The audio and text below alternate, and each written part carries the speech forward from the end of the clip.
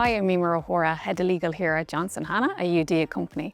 Welcome to our In Conversation With series. I'm delighted today to be joined by Saverio Ligi, Associate General Counsel at OpenAI. Hi, Saverio. Hi, thanks. Thank you for the introduction. Thank you so much for joining us today. So we may as well just get into it then, and going to have a little conversation about a few different topics of interest. Saverio, could you tell us about your role and what you currently do on your day-to-day? Yes, so as you said, my name is Saverio Ligi. I am Associate General Counsel at OpenAI. I head up the commercial legal team here in EMEA, which right now is a mighty team of one, so it's just me. Oh, interesting. I didn't realize that. Oh, okay. So we're growing fast, actually. Yeah, we're hiring, by the way. Okay. Just saying. But yeah, so we're growing fast. But my team globally handles like the contracting process from start to finish. We draft, negotiate, redline, and make sure that the company scales in a way that assists the business, basically. So anything that needs to be signed needs to go through our team, and we make sure that it's compliant with internal processes and what the business needs. So you're basically handling all commercial contracts, vendor, client, so that's both inbound and outbound. So whenever we're buying or selling things. Yeah. All through you. Yeah, wow. And partnerships and all you can think of. Anything that needs a contract basically goes through the team. Yeah. Great, interesting. And so what really motivates you about that role? I wasn't always a commercial lawyer. I trained in a law firm in Rome, in Bacon & McKenzie in Rome, and I joined as a trainee. I was doing basically anything like M&A, IP, IT, compliance, regulatory, like all the things. So I thought that was me, like a generalist doing all the things. Mm-hmm. I was doing, of course, a lot of commercial as well, but I never thought about becoming a commercial lawyer fully until a client of the law firm needed somebody here in Ireland. I was in Rome at the time to head up the commercial team here, and I joined. And then I realized that was my calling. I love being a commercial lawyer. That's what I always wanted to do without even knowing. I love the idea of creating the rules between two parties, creating this balance of rights and obligations, like a skeleton for all, a logical skeleton for all the relationship. And I love that.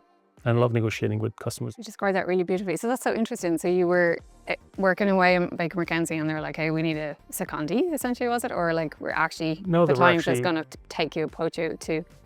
Yeah. Yeah. I know. Yeah. So we worked together. I was an outside counsel at the time. I worked on a deal with this client, and we just liked each other, I guess. And then a couple of years later, a position opened up and they remembered about me. And that's when the door knocked. And yeah, it was a big move because I moved from one country to the other and also narrowing my scope a little bit. But again, like I realized I was worried at the beginning that I wouldn't find the diversity and heterogeneous kind of work that you get when you're doing all those things. Like basically every day something lands on your desk that is new. But it's not true. I find that diversity also within a role like this one. Yeah, I guess because every negotiation is slightly different. What would you say then is probably the main differences, or what was the biggest challenge maybe when you were moving from law firm, different supports to your initial role as an in-house counsel? So again, I as a character, I tend to just go with the flow rather than making conscious decision about where I'm going, which is weird, but that's what I am.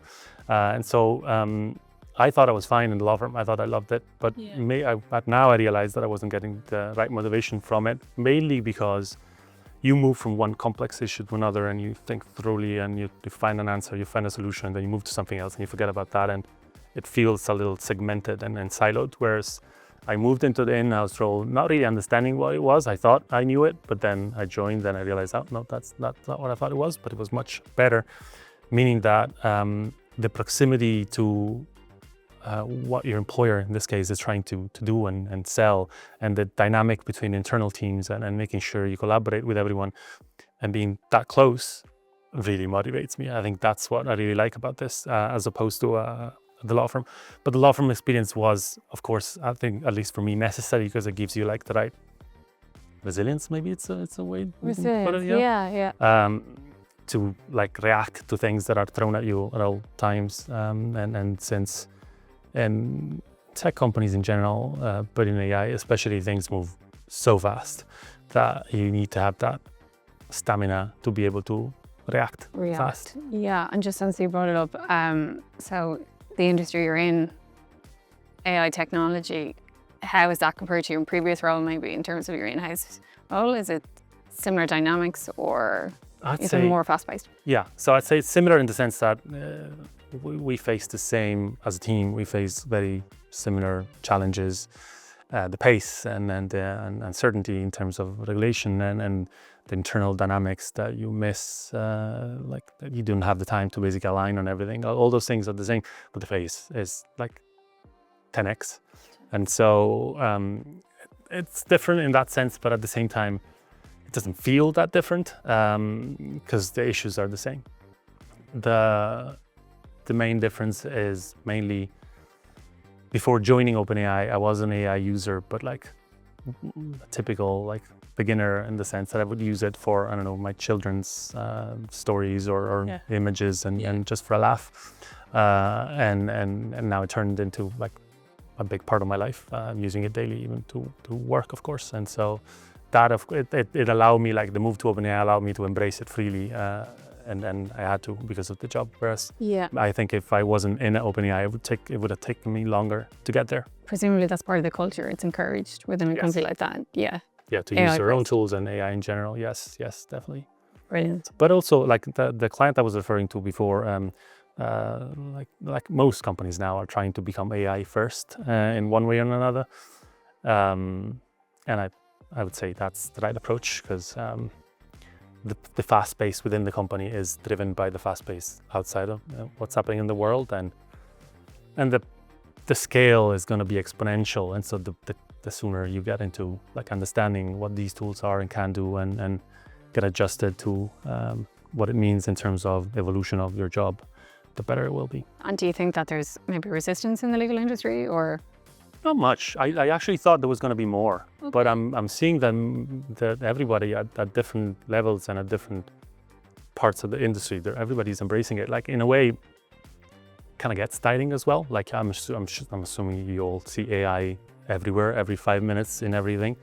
There was an article in the Financial Times about like, when are we going to get a day where AI is not mentioned? And it's fair, but at the same time, it's just a reflection of reality. Like it's that evolution of a proportion that we haven't seen before, at least in terms of pace. And so I think it makes sense that we're all trying to talk about it and understand it better and just get at pace with the pace. Yeah, well, that's good that you see, that lack of resistance maybe in the legal industry, because sometimes I think lawyers can get a bad rap for maybe being a little bit hesitant to get on board. There is maybe more, like lawyers are generally resistant to change, or at least maybe I shouldn't say lawyers in general, but I am, for example, resistant to change, and I always couple that with me being a lawyer and trying to follow the rules and make sure that whatever I do is, again, in compliance.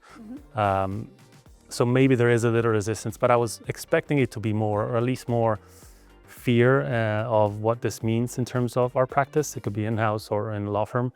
I would have expected to see more resistance for that reason, but I think it's a healthy resistance, actually, just again in terms of compliance, but not because of fear of what's going to happen to our jobs, because it is kind of scary. I get it. Like I am doing things much faster than I was doing before. Right now, it's just about being more productive. Like the tools that I use help me do more with less time, which is what any other tool that we've seen in the years past have done.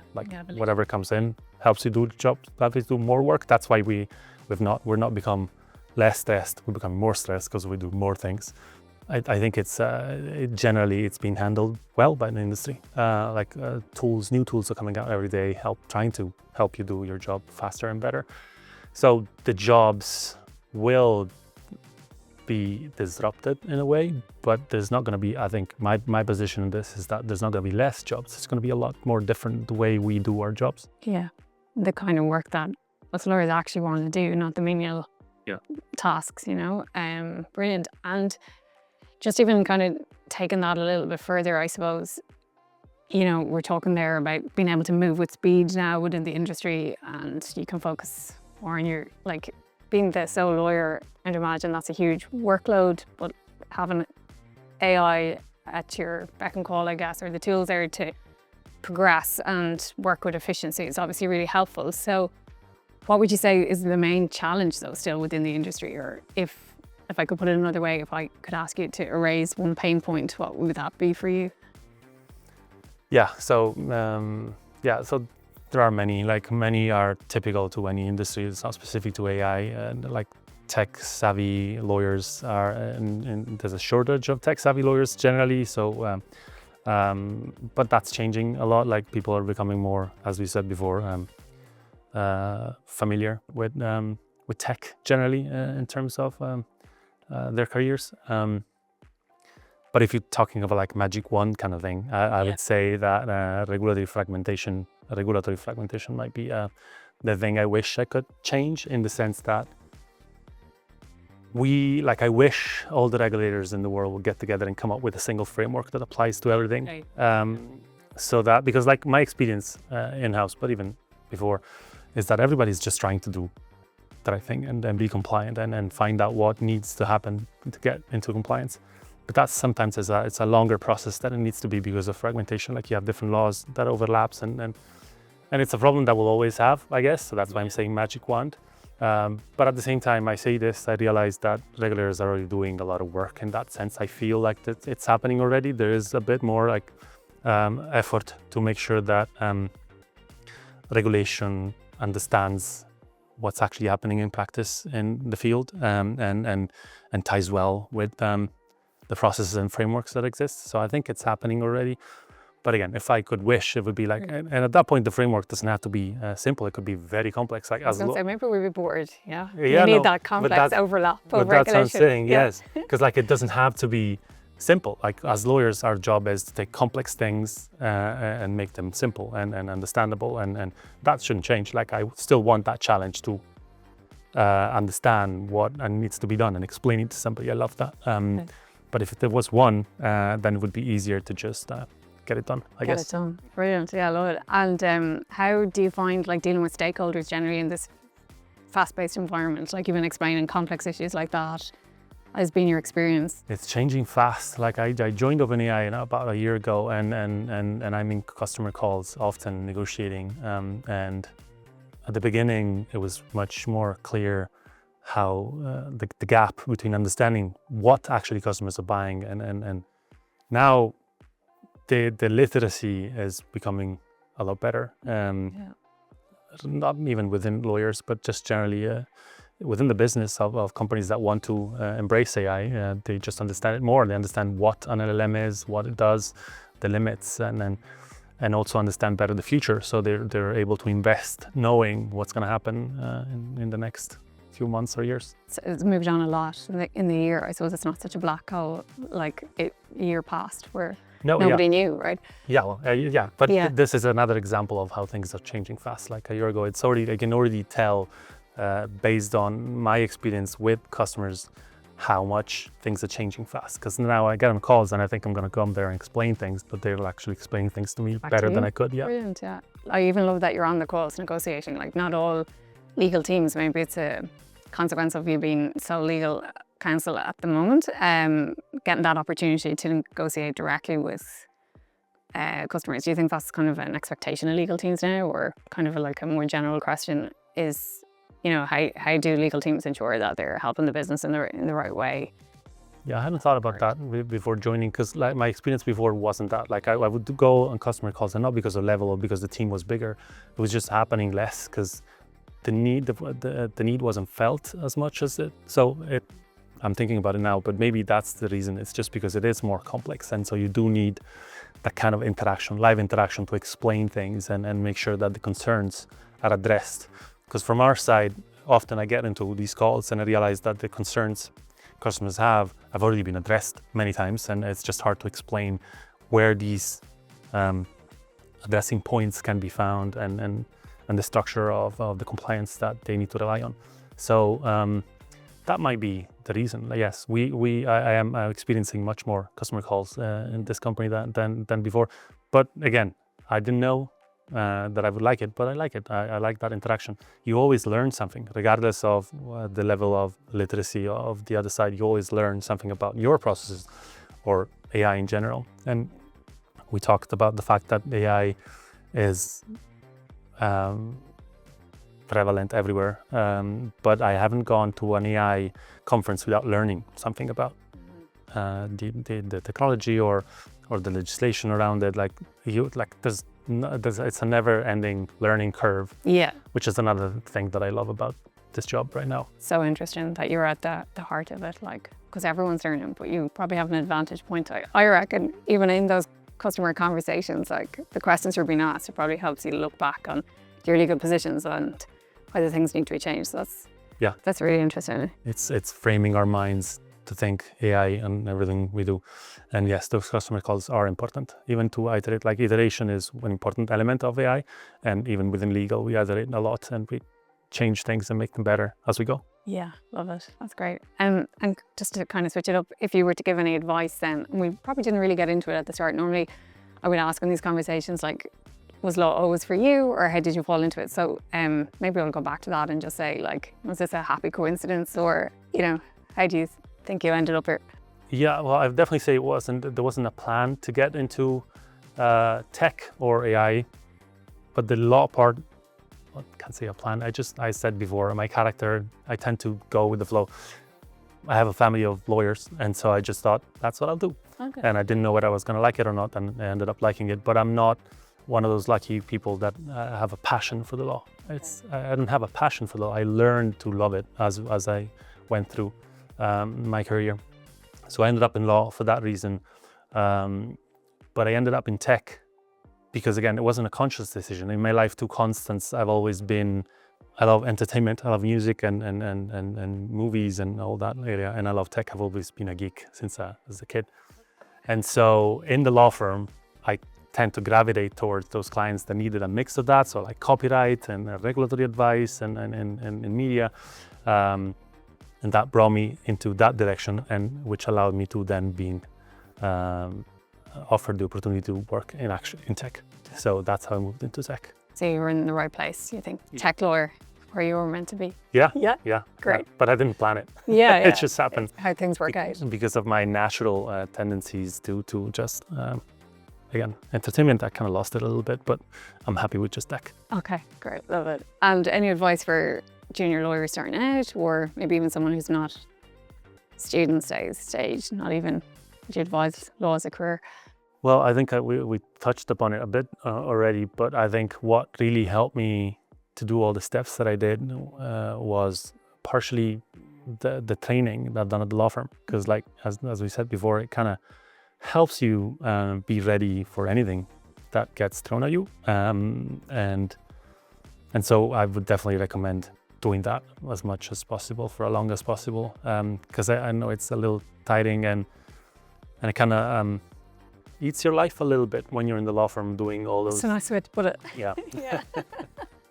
But it has it has a result. Like it actually does something to you that allows you to become better at your job later. So I would definitely suggest that and try that before going in-house. And but it's not for everyone. Like it doesn't mean that it has to be like that, because I've met great lawyers that didn't have any law firm experience. They went directly in-house and they love it and they're amazing. So it's just what worked for me and for many other people I work with. And then, like, if tech is the way to go for somebody, then just actually go in and learn the product and the service, like understand how it works, and because you wouldn't be able to advise or negotiate on behalf of a company unless you know what they're selling and what the business objectives are. Yeah. But more in practice, just again, like literally using the products and playing with them to understand, because it's easy to be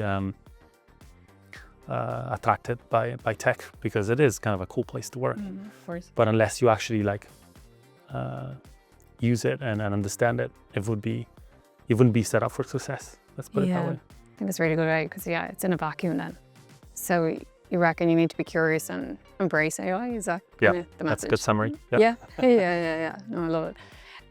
Anything that we didn't touch on that you think, any parting words of wisdom or?